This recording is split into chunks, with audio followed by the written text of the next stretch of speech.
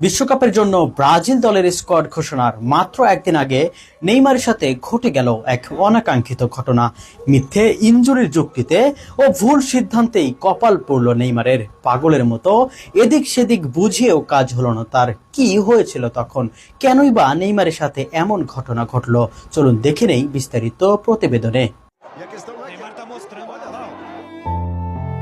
Neymar ব্রাজিলের হয়ে বিশ্বকাপে যাবে কি যাবে না তার মূল ফোকাস ছিল সান্তোসের হয়ে আজকের ম্যাচে। তবে সব স্বপ্ন, সব আশা যেন এক নিমিষেই শেষ হয়ে যায়।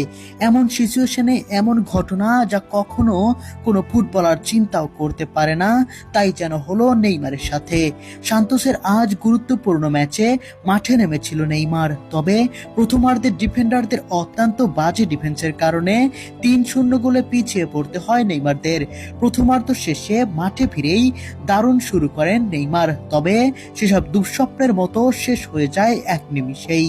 ম্যাচের ৬৩ মিনিটে নেইমার তার ডান পায়ে ব্যথা অনুভব করলে মাঠের বাইরে আসেন মেডিকেল স্টাফদের সাথে কথা বলতে এবং স্প্রেও করতে।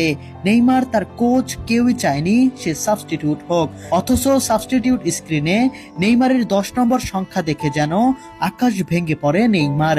সাথে সাথেই কমপ্লেন জানালে নেইমারের সাথে তর্ক বাড়তেই থাকে রেফারিদের।